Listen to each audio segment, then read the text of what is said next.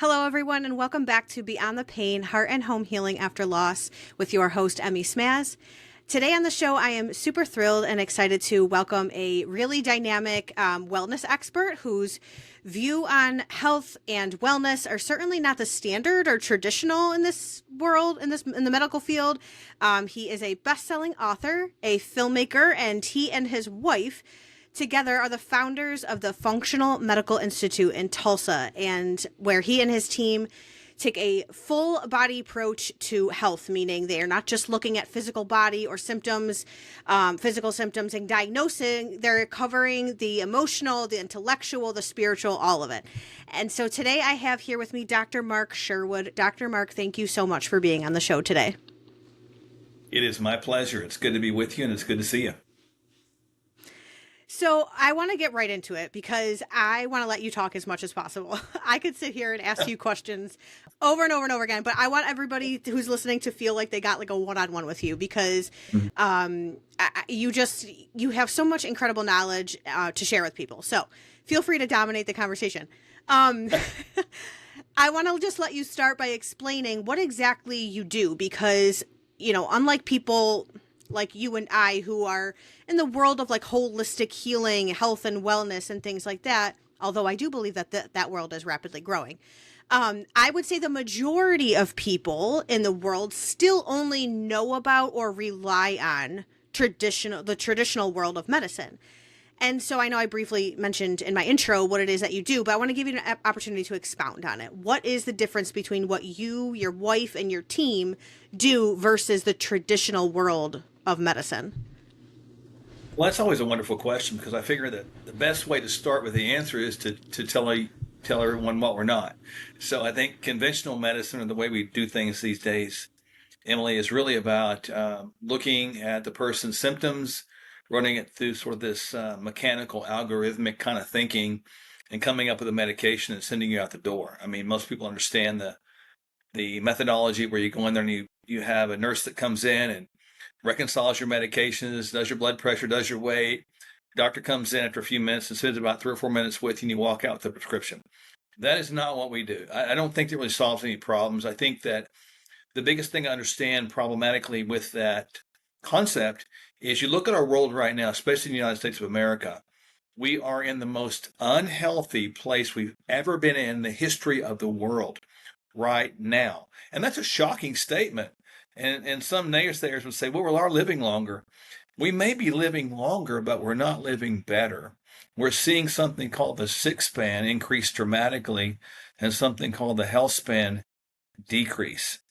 And frankly, that breaks my heart because I don't want to see people that are living through life actually dying through life. We're not talking about only adding years to life. We're talking about adding life to years. And so our mentality is quite different. Though we understand symptoms and though we understand medication, we don't discount those. We actually have those in our repertoire as well. But I look at a person that comes in and I want to hear them. I want to hear their symptoms. What is going on in their life that maybe is not going so well? And one thing that we do that I feel very strongly about is we really coach them to not own or look for a diagnosis because a diagnosis becomes like an ID card. I am type 2 diabetic. I am autoimmune. And because I am, I cannot. And so it becomes this thing that sort of shifts your identity away from probably the best that you're supposed to be and your real truly your true calling card in life to something else. So we look at all the symptoms, we go upstream and figure out what is it that systematically or functionality wise is not optimally functioning. And we work on correcting that so that eventually upstream wise, and that can be physical, emotional, spiritual, all that stuff combined. And it really actually is because you can't separate those.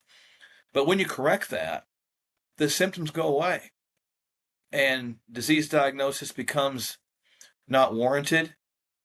And the best part of that is medications become relevant. And people really can actually have freedom from that type of thinking. I call it a sick mindset. We can actually have a well mindset. And when people get like that and live like that, it opens up a whole new world of possibilities, I suppose. Let's call it freedom. Let's call it faith. Let's call it hope. all of those things. And frankly, that's what we want to model, and that's what we want to put out there. And I think that if people get that with nothing else today, that there is hope out there, that's the win. Yeah.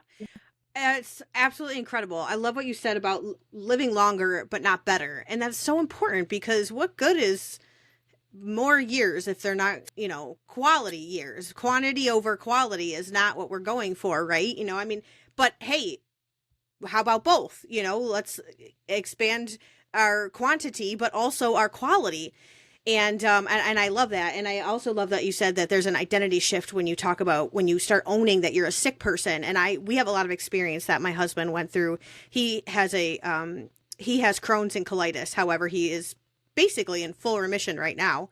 Yeah. And I remember when he was at his sickest, the I didn't have much that I could physically do, but what I could do is look at him and tell him, you are more than this disease. You are Yes. not a sick person. You are, and just remind him that there was so much more to him than just the sickness that was taking over his body. And that changed a lot for us. And that was the path to realizing that, the mental, the emotional side of things, it's all connected to our physical. I think that's the biggest piece of information that you just shared that is lacking in people's minds today, is that it is all connected. And Yeah. and That's 100% true. And just one thing to tag on what you said that's yeah. appropriate, and it's very very descriptive of what we're talking about. If you and your husband, and this is what medicine is, it's always answering that question, what's wrong? What's Right. wrong with me? Right? Can you find out what's wrong with me? Well, just think about this. If you're in a relationship and you and your husband are like in this life together, and you say, hey, we need to have this really time every week, like once a week for like a whole day. And let's spend the whole day talking about and identifying and speaking about what's wrong with us. You're going to find yourself the rest of the week talking about and dominating on this, ruminating on this thought of what's wrong with me. And it's like planting seeds of weeds in your life that never go away. And eventually they yield a crop that covers up all the blessings. And so, and everybody's negative, let's say, when things are not functioning well, there's 10 other things functioning great. We sometimes forget that. So even when somebody comes into our office, or we're doing it on, Zoom or remote across the country, as we're, multi-state licenses across the country or world, the bottom line is that I actually will ask them when they're trying to tell me what's wrong. I always kind of push them into, tell me what's going awesome in your life right now. Tell me about some of the blessings. Tell me about your kids. Tell me about your grandkids. Tell me about your dog. Tell me about your pet bird or even your pet snake. And I want to know what you like to do. And people love that. And they really begin to open up, and it yields a better relationship. Instead of a relationship based upon a transaction, you tell me, I pay you for a service and you tell me what's wrong with me. It becomes something different. It becomes a trustworthy two-way relationship. And good things happen in a trustworthy relationship. I can't say that for a transactional relationship. So I think that's really important to develop that kind of a community feel with the clients you deal with. And we'll spend, an hour with somebody. And, and the first thing I teach the staff to ask them when they see them or interact with them is not about how they're doing. Find something in their life that we talked about. How's your pet dog Cooper doing, And that's the first thing. And people love that because they feel Yeah. like they're part of a group. They're not just a number. They're not just a head of cattle, and I think people appreciate that. Oh, for sure. I wish every doctor's office was like that. That's how it should be. Yep. That's the environment that I got started with when I was on my healing journey. I found a wellness Yep. center. It wasn't just there was a doctor in there, but it's a wellness center. So it was more like that rather than like, let's talk about everything that's wrong with you, And it Yep. reminds me of this quote that he is the CEO of the company that we ended up hiring. Um, they have health coaches, and it's all about, they're specific to Crohn's and colitis. And the CEO, I actually had him on an earlier episode. He says you have to get happy before you get healthy. And that's this whole thing is it's your mindset. It's to focusing on the gratitude, finding things that make you happy and focusing on that. Then you're able to get healthy. And it just reminded me of what you were saying, because they kind of go hand in hand there. Yeah, we forget the stress component sometimes, to how Yeah. that debilitates our immune system and just the ability to do what the body does. The body's a fascinating, awesome, amazing, incredible thing. Yeah. And when you give it what it needs, it will do what it does, which Yes. is become this amazing healing machine. And you mentioned your husband being in remission. I mean, that's fascinating. That's awesome. And that's the body doing what it does. It said, you know what? I don't want to be autoimmune anymore. Hmm. I want to get my immune system right. And I'm going to turn it around. I'm going to show you who's boss. The healing always becomes the boss. Yeah. Yeah, and I wanted to, okay, so I see this term a lot, and I think we're kind of heading in this direction.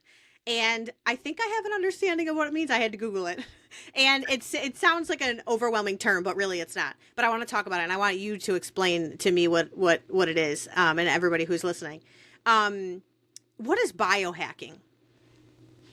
Good question. I think it's got a variety of definitions, but the way I try to find it is like it combines biology, anatomy, physiology, functional medicine, probably biochemistry, common sense, exercise physiology, Yeah. genetics, proper supplementation, stress management, sleep. It puts all those together to create the best human experience you can get. And it's not looking at the body in a way that is insurmountable. It's going to decline.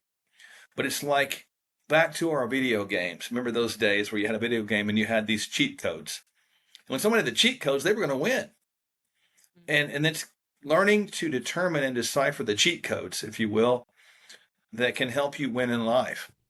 And to me, when I look at winning in life, I'm looking at being younger, older, dying as young, as old as possible, and living as young, as old as possible. And for us, my wife and I, as we got into our 60s, I can't believe I'm saying that, I still can actually do what I've always done for the last 20 years. And I don't think about age because it becomes irrelevant. I mean, what is age anyway? And I think the whole biohacking movement at present is probably at its highest decibel level in the history of my lifetime for sure. But as I define it, it's basically combining all those things that you know about health and you can find out about health and that are remotely even connected to health. And you put them all together to try to create the best recipe that your body loves to consume so that it can have the highest nourishment of return on that recipe, which is health. That is a great definition. That is perfectly said. And I think it's totally debunks this one size fits all world of medicine. And like you said, medicine has its place. It's not that. It's the medically minded world that we live in, where it's like you have this problem, you take this medication, you have this issue, you do this. And it's like we're all so uniquely created and we're all individuals. It's like, how could one size possibly fit all? And it doesn't. And I think that's where we find true wellness. Like I've been trying to carefully craft my own definition of wellness. And it's so hard because there's so many facets to it, right? It's not just like, well, you're sick or healthy. Like it's there's so many layers and levels to it. And I think what you just said was like a perfect example of all of these things combined for the, our I'm going to butcher what you just said. I'm going to go back, listen to it and write it out because it's so good. Yeah, like even with genetics, a lot of people don't get it because today's fallback is if we're sick with, well, you got bad genes. But Yeah. that doesn't hold water either because the genes have changed 2% in 10,000 years.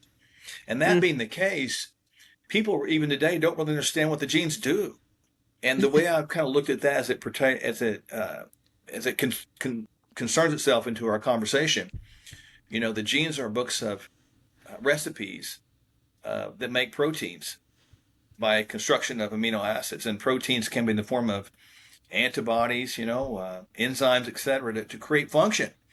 And so when you look at the genes, what is it that triggers their creation of proteins? Well, that's the environment.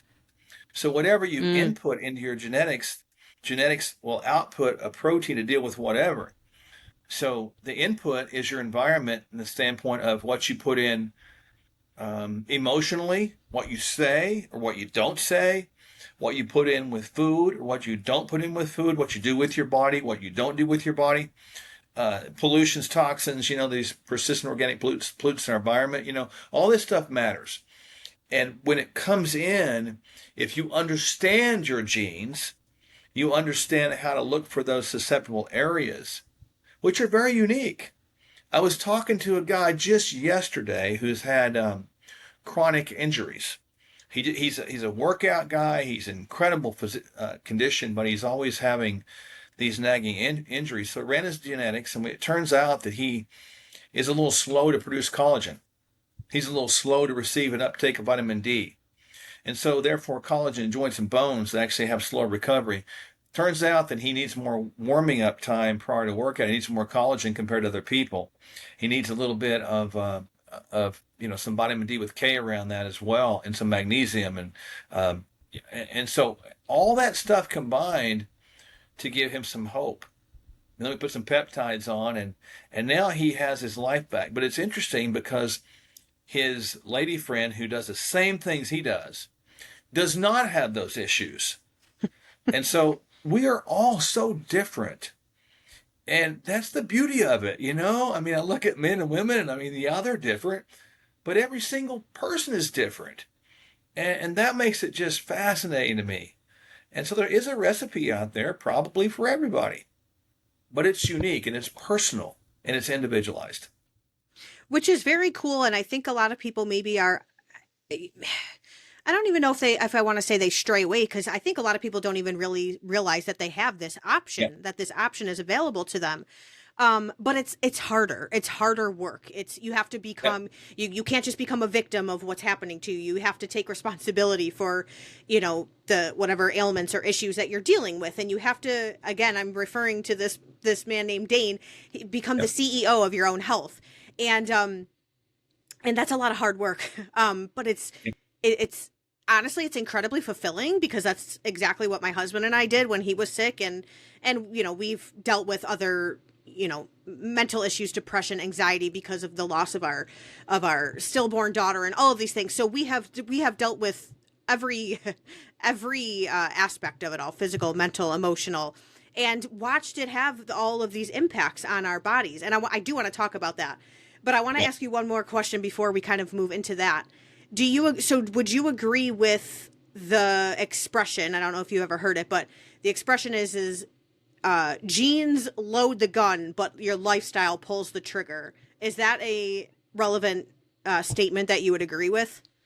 Extraordinarily accurate, because the genes, and I even take it one level further, guns, if used correctly, can protect you from harm. Mm, But if you put the guns into the hands of a psychopath, it can cause you harm.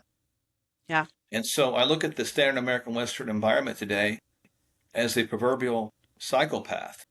None of it makes sense. It's dangerous. It will kill you. And we're talking about human beings, genetic creatures who are in the hands of a psychopath. So, how do we get out of this mode? We have to shift our own environment with what we have control over. Take ownership, become that CEO, as you mentioned. That's a great lead in for that statement. We have to own our own environment. What we can control, we need to, which takes our genes out of the hands of the dangerous scenario and puts them into the hands of the beautiful scenario. And genes then become your protector. That's a great analogy. I love that. That's perfectly said.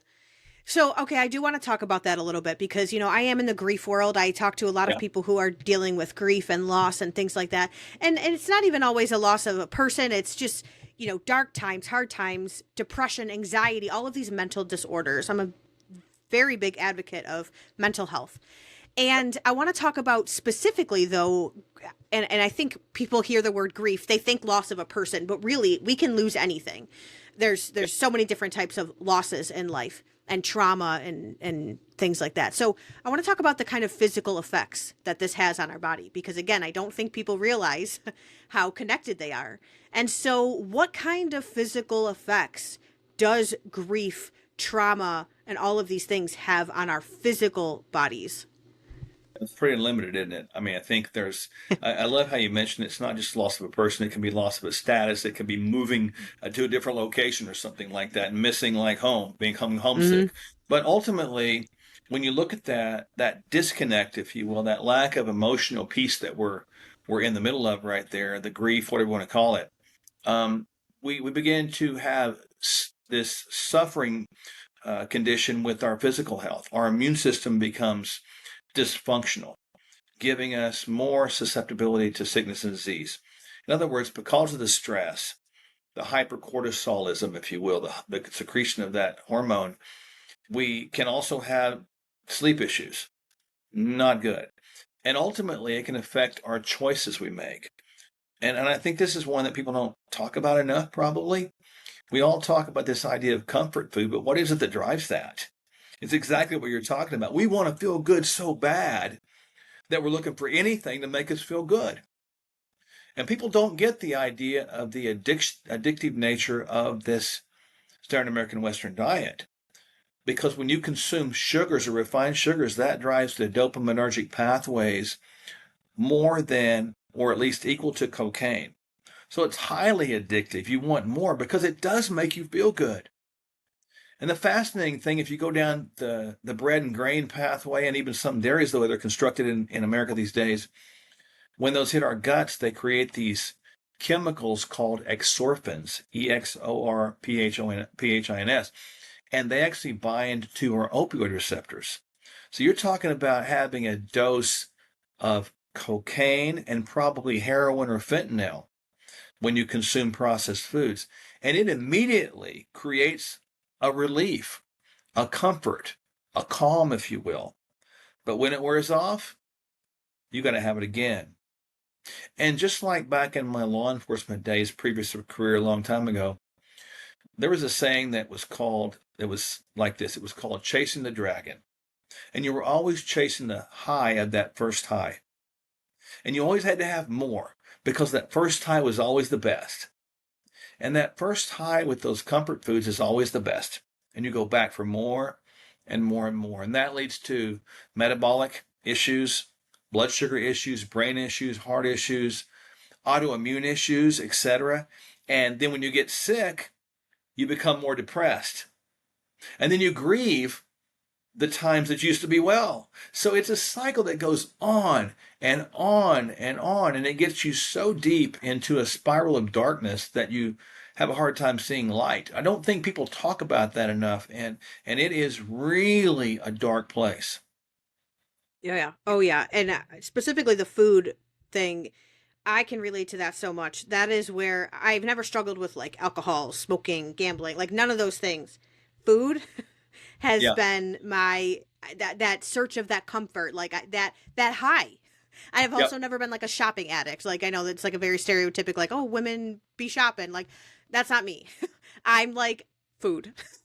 I Yeah. want like the junk food and the sugar and whatever. Now I've gotten a lot better at it. Although some of these things are creeping back up with this pregnancy, but that's another story for another day. But it's so true. It's like it literally becomes an addiction. Like people don't realize these things become Yep. an addiction. And you think you can only get addicted to all the things I just mentioned. And it's like, no, no, no, no. And a lot of times, like when I was early on in my grief, I remember thinking to myself, I was very reluctant to do grief counseling because I was like, you can't say anything to help me. Nothing you can simply just say to me is going to like make me feel better, you know?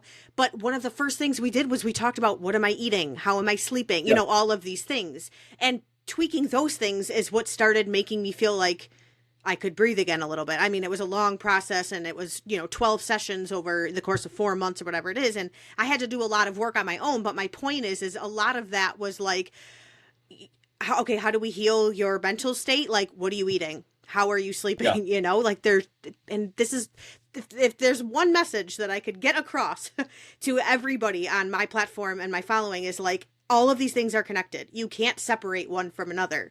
And I think that's the point of what we're talking about, is they're so intricately connected, Yep. and learning to be in tune with how our bodies respond, and then, respond back appropriately, is how we start to heal ourselves. And that's what I want to ask you next, is like, how do we start to, like you said, we can find ourselves in these like deep dark times, and if there's somebody stuck in that time, like, how do we break that cycle? How do we start to dig ourselves out of that?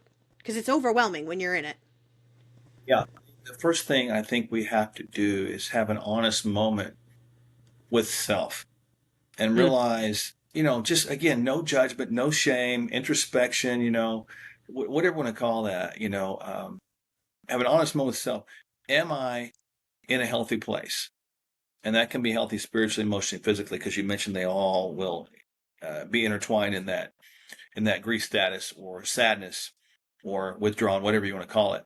Um, Once we understand that, I'm here to tell you, and people can listen to this over and over again. If you realize you're there, there is hope. I'll just let that set in there. There is hope. Oh, these little wristbands that say "Hope Dealer." You wouldn't believe that, would you? Yeah, No. I know, right? I saw that. You're the only other person I saw use that, so thank you for that. Yeah. Um, but when people know there's hope, it's like that little wind, that little light that says, you know what, maybe, just maybe, I can get through this hard time. And that's where you start. You can't get out usually just in an instantaneous moment, but it's a step by step, one moment, one day, sometimes 1 minute at a time approach. And you really have to take it one day at a time, because the triggers that you can have from grief are enormous. Especially if you've had a loss of a loved one, you see a picture or you look at your phone, and if you've had a loss of a job, you might hear somebody call you from that job. I mean, you could go on and on. These triggers are everywhere. And you might revert back a little bit and realize that's okay.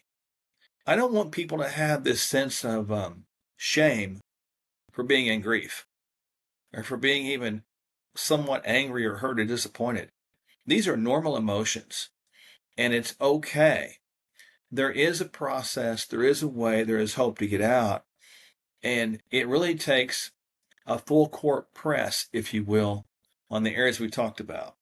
You have to be intentional physically, and that's what you eat, and that's what you drink, and that's how you sleep, and how you exercise. You have to be intentional emotionally, and that means guarding what you say and guarding what you read or hear or watch. And then you have to be intentional spiritually. Wherever you stand or sit on the idea of spirituality, you need to know that inside of you is this unique essence of self, which gives you clear direction on good, bad, or indifferent or ugly. We've all been those places where you go, you know what? I probably shouldn't be here right now. I need to leave. This is not cool. It's dangerous. We need to be intentional about that as well. And for me, I do this daily, man. No kidding. I'll get up and I'll exercise. I pray. I really work on what I speak out of my mouth, and I do that before I ever talk to anybody, including my wife. And I'm trying to do that because I don't want to revert backwards. I want to go forward. And those things I talked about are like propellants going forward in your life, and they will push you, pull you, propel you, take you out of that dark spot in life. And they will pull you to that place of light, that place of hope I'm talking about. And they'll do it every single time. And we need to know that they're sure. And so when people do those things, 1, 2, 3, over and over again, that repeated process is helpful. And I've not seen it not work one time.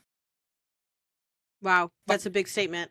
And I love that you said that when you're in that dark place, if you find yourself there and you have that tough conversation with yourself, if you realize if you realize that you're there, there is hope for you. And I love that, because it's like Yep. all you have to do is just acknowledge that you're in that place. And if you can do that, there's hope. And like you showed your bracelet that you were wearing, and I saw that for the first time in one of your other podcast episodes that you did with someone. And obviously I'm wearing my hoodie, and I call myself Hope Dealer, and I sign off every episode as Hope Dealer, because Yep. I truly believe that is lacking in a lot of people today. I feel like that is why so many of us, our health is in decline and it's not thriving, and Yep. mental disorders are on the rise, and all of these things is because people have a lack of hope. And so one of these videos that I watched, you said, what if we got addicted to giving out hope? Mm. And I was like, oh, I love this guy. Like, that's why I was like, I kind of like, I was just so excited, because I'm like, that is, gosh, if I could shout it from the rooftops, you know?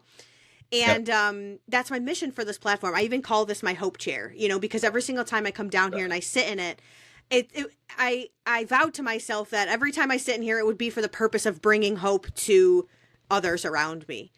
And so I want to just talk about that a little bit more. First of all, did that come from somewhere else for you, or did you kind of start calling yourself that, or like, where did that come from for you? Yeah, it just came kind of divinely orchestrated, I would say, much like Hmm. yourself. It Yeah. is true. I think in the deepest, darkest pits of life, you probably find out who you are. And even in your own situation, I remember this was years ago. I was on the world famous power team, and we used to travel around the world and you know uh, break bricks and run through big ice walls and break baseball bats behind our back. And one of the feats of strength we did was we'd squeeze these soda cans until they exploded. And the object lesson was within crowds and schools that when the pressure's on, you're going to find out what's in you, find out you're made of, because it's going to come out of you. And in those times, you have to learn to either become hopeful or become hopeless. And there's no middle ground. It's either that way or that way. And I realized that many times, I felt hopeless. But then when I would start trying to help somebody else, just give them a little bit of encouragement, that's what I called it at that time, something magic happened. I began to get infilled with courage. And so it just kind of stuck. And of course, I didn't want to deal dope. I didn't want to deal false hope. I wanted to give hope on the idea that people would become addicted to just giving hope to somebody else. Because it's like a fire that will go. Boom. And if you can give hope, and this is for the listeners right now, in the deepest, darkest times, if you can get out of your own way for that moment and just give hope to somebody else, there's something strange and magical that happens. All of a sudden, hope gets deposited in you and it starts to grow. And so the more you give, the more you get. And it's fascinating how it's occurred. And the more I've done this over the course of time, and these little wristbands, I carry them around with me, and we've given out thousands around the world. It changes things. And I get pictures sometimes of people wearing those wristbands and being in the hospital with somebody, a family member, a friend, loved one, and the picture is of them giving the hope dealer bracelet away to somebody else. And I thought, you know what? That's what it's about. And so, you know, I just want to commend you for that. I know it's unscripted, but I want to commend you for that, because I have not, in all of my travels and all of my years, met one other single person that has used that phrase hope dealer except for you. And I really, really honor that. And the people that are listening to this show and listening to you, I want them to know how fortunate and blessed they are to have somebody like you in their life, speaking it in their life each day, and realize to take that gift that you're given and give it to somebody else and watch hope spring forth in your own life. Well, thank you very much for that. I appreciate it. I you made me emotional there for a second. Hmm. I have to um first pull myself together. So for me, the term came from when I was still, I don't want to say I was at my lowest or my darkest or anything like that. It was when I had decided to that I didn't want to stay there, and that I wanted to do everything possible or everything that I could possibly do in my power to pull myself up and rise out of the ashes, if you will, and create a, I hate using the word story, but for outside, you know, people looking in, a story of hope, of Yeah. going through loss and going through devastation, and then and rebuilding yourself and finding happiness and joy again. Because like what you were talking about, one of the things when I felt like I had no joy, one of the things that brought me the most joy was doing things for other people, was figuring out what blessed my mom or my sister or my husband, and just like doing that thing like without being asked, full forced, over and over again. And that is what started filling me with joy. And so I mentioned my sister. She is the one who first called me a hope dealer, because when I first started posting on social media, I kind of just did it as a way to just share my story and kind of just like, spew my thoughts. I'm not really a journaler. Although I do like writing sometimes, I like talking, hence the podcast. And so I kind of just held up my phone one day and was like, I'm just going to let you guys know how I feel, through this journey of grief and loss and all these things. And I wasn't just, what I found is there were lots of accounts and lots of people talking about how terrible this all was. And yes, it is. Loss, grief, especially child loss, baby loss, it's terrible. Like there's nothing good intrinsically about it. But what I wasn't finding was a lot of people offering me hope and direction. And hey, you don't have to stay here though, And so I was like, well, I need to start offering that for other people, because I don't want to stay here forever, Like I don't want to feel like this forever. And so when I started talking more about that, my sister messaged me one day and was just kind of giving me encouragement and was telling me how proud she was. And she was like, "You're a hope dealer." And I was like, and I just latched onto it and I was like, thank you. Like, and that's kind of where it all stemmed from. I was honored and blessed and encouraged by that. But also I was like, yeah, that's what I want to be, because I feel like that was lacking when I needed that, the most. And so I appreciate what you just said. But yes, that is my, my whole message. Mm. And I want to kind of just not necessarily wrap up, but I want to give the listeners some practical advice to walk away with here after a conversation like this. So for your average person out there, and you kind of alluded to some of these things already, who wants to find this overall wellness and live happier, less stress, and fewer physical problems, and more joy, more healing, all of these things that we've talked about, but they have like literally no idea where to start. Like, what would you tell them? What would you direct them towards? What practical advice can we give the listeners today? I always go back to those. I call it just the basic three, and it goes hand in hand with everything we've said. And number one, you got to start out with what kind of information you put into your body through food. Mm, You really do, mm, because as you mentioned, clearly the food addiction or the comfort food lean in those times is the most devastating, 100%, because it has the open door to other issues that can destroy your life, take your money, take your health, and create other issues on top of that. So I tell people, number one, to eat real food, eat with intentionality, pay attention to what you're eating. If God made it, eat it. If it's in its natural packaged form, eat it. If it's not, it never was food. Don't eat for calories. That's old science. Eat when you're hungry. Don't when you're not. Don't ever diet. Eat real food. Relax. When you give your body real food with a good amount of the micronutrients, vitamins, minerals, amino acids, fatty acids, you will have sufficient operation from the cellular level, which provides life for the body. That's number one. Number two, you have to move purposely. The only day you don't move is the day you're dead. The same thing is true with exercise. The only day you don't exercise is the day you're dead. Our feet are made to ambulate or walk, not just hang over a chair. Our arms are made to pick up things, not just pick up food and put it in our mouth. So find ways to move. And if you're not doing anything right now, just put on your tennis shoes and walk to the mailbox 3 times, you know, over and over again. Just do basic things. And remember that it's not about really exercise, it's about movement. And when you're moving, be thankful that you can move because some people can't. So it's eat with intentionality, move purposely, and the last one is live peacefully. Be at peace, man. I mean, there's too much controversy in the world today, too much anxiety, too much uncertainty. And I'm really glad I'm on a lot of podcasts, a lot of television, and I really don't lean into those places that promote a lot of anger.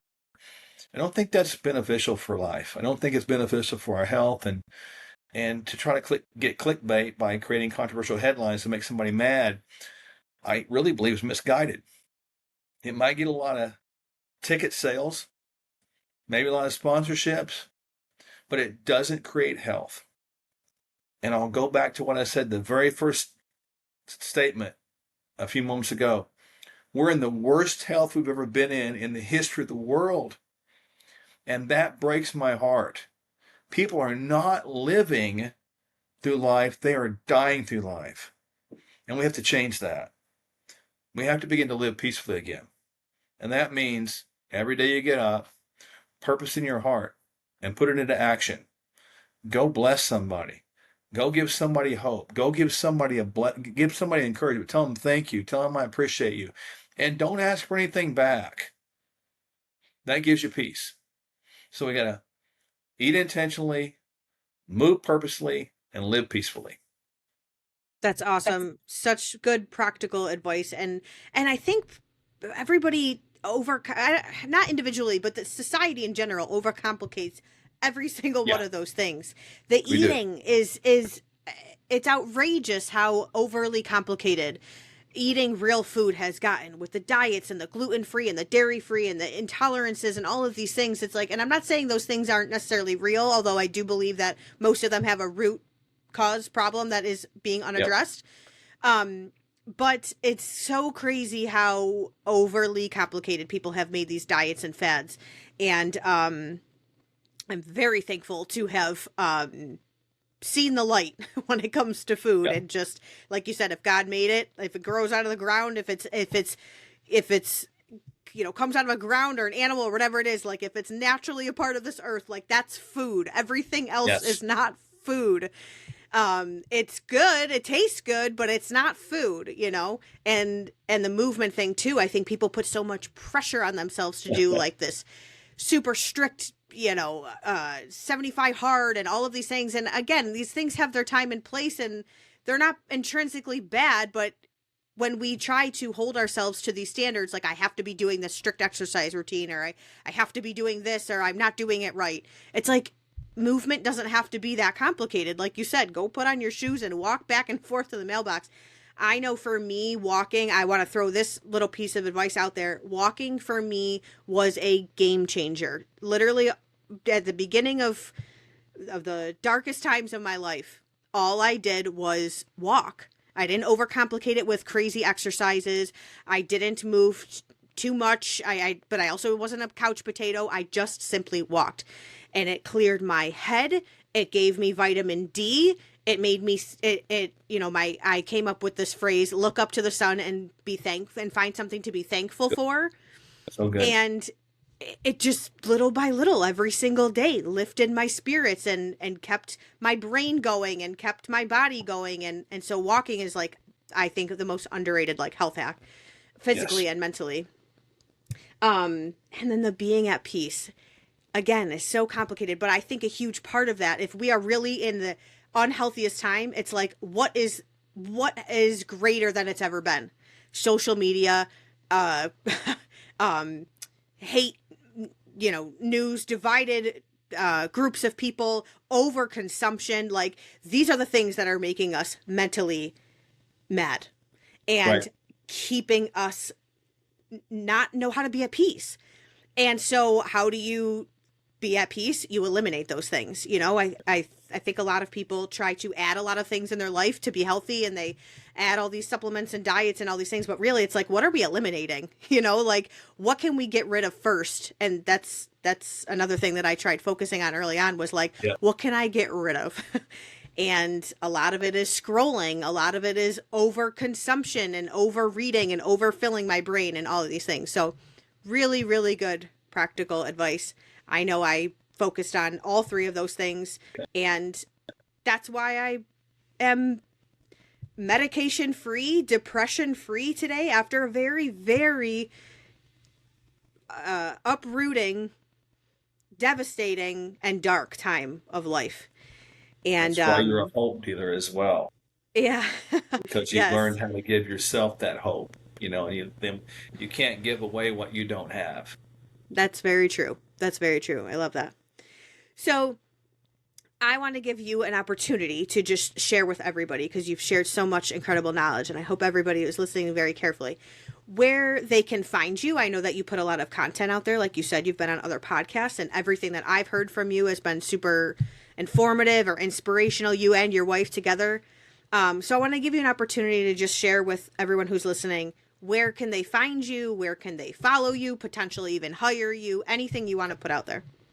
Well, certainly, people can go to my own personal website. I can give you that. It's drmarksherwood.com. DrMarkSherwood. And that connects with everything that we do. You can go all the way to the bottom, and there's all kinds of our social media links. There's ways to reach our clinic, and there's ways to get to my wife's website. And so I give a shout out to my wife, too. I couldn't be the man I am if it wasn't for I don't call her my spare rib. I call her my prime rib. So she's actually that important to me. But I want to honor her with that. And because behind every good man, I suppose there's even a woman, and she is. So people can reach us right there at drmarksherwood.com. There's no period in there. So just straight on through. And, if we can be a blessing to people, that'd be wonderful. Awesome. Yeah, and I will definitely put all of that in the show notes so that people can just look you up right away, click on all of your social media links and things like that. I know I've enjoyed following you ever since we connected, and I love listening to you and your wife go back and forth. Yeah, she's fun. Yeah. So anyways, thank you so much again for being on the show. I'm super grateful, super humbled to have you here today, and I hope everybody was, listening and got something really cool out of it.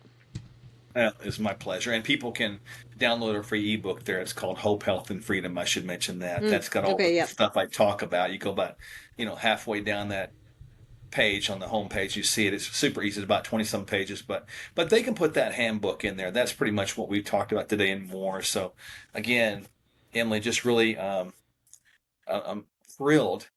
I was thrilled to be invited to come on with you, and I'm very honored to be associated with another hope dealer. Yes, me too. Honestly, it brings me so much joy to connect with people like you, for sure. Yes, So 100%. thank you, Dr. Mark, so much. And thank you all for listening to this episode. I hope you enjoyed it as much as I did. Don't forget to like and subscribe to the channel for more episodes just like this one. I can't wait to chat with you all again really soon. Signing off for now, your hope dealer, Emmy Smaz.